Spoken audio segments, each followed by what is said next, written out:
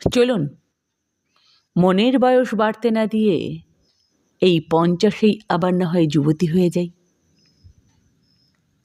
এই বয়সে এসব মেয়ের সাথে টিকটকে নাচো, অন্যরকম হয়ে যাচ্ছ তুমি।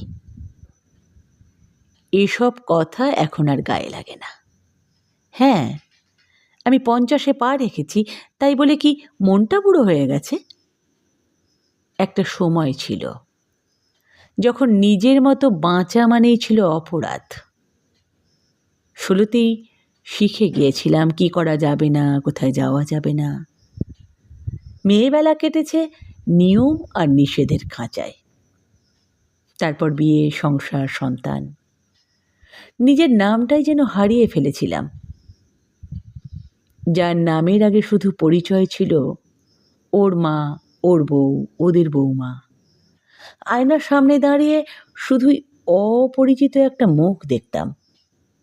আজ যখন ওরা বড় হয়েছে, নিজের মতো করে ব্যস্ত সবাই, তখন আমি নিজেকে খুঁজে পাচ্ছি আবার নতুন করে। নিজের নামে একটা ফেসবুক প্রোফাইল, সেখানে আমার কবিতা, আমার অনুভব, আমার ছবি, আমার গল্প।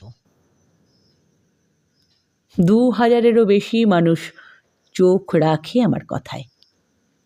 কি জানেন, ওরা যখন বিউটিফুল বলে কমেন্ট করে, মনের ভেতরটা আবার তরুণ হয়ে ওঠে। আমি এখন সকালবেলা হাঁটি, বাজারে নিজের পছন্দের মাছ কিনি, মনের মতো রান্না করি, মেয়েদের মতোই পার্লারে যাই, নতুন শাড়ি পরি, লিপস্টিক লাগাই, আর হ্যাঁ, মাঝে মাঝে একটু নাচিও নিজের আনন্দে। জীবনের এতগুলো বছর সবাইকে খুশি করতে করতে ভুলে গিয়েছিলাম কখনো নিজের মনটা খুশি রাখতে।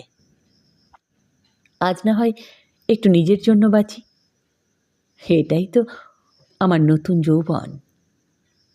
50 মানে শেষ নয়, 50 মানে নতুন শুরু।